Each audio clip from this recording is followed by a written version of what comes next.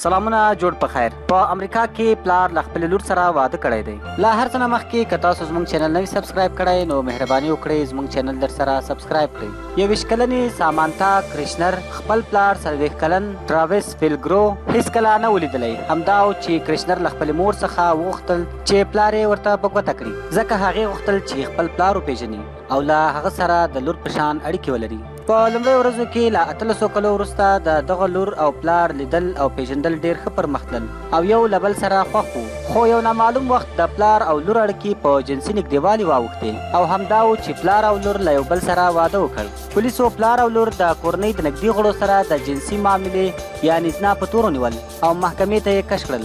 د اوماها ورلډ ورځپاڼې لیکي چې محکمې فیلګرو په 2 کاله بند محکوم کړ او د هغه د مېرمنې لور کرشنر په اړه لا کره معلومات نه دي ترلاسه شوي.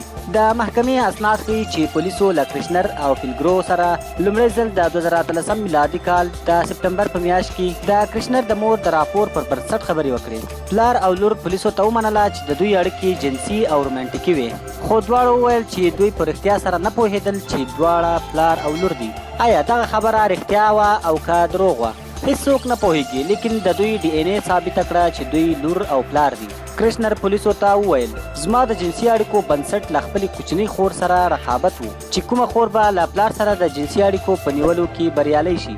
امید ده چې ویډیو مو خوښه شوې وي. که مو ویډیو خوښه شوې وي نو زموږ چینل در سره سبسکرایب کړئ. مننه.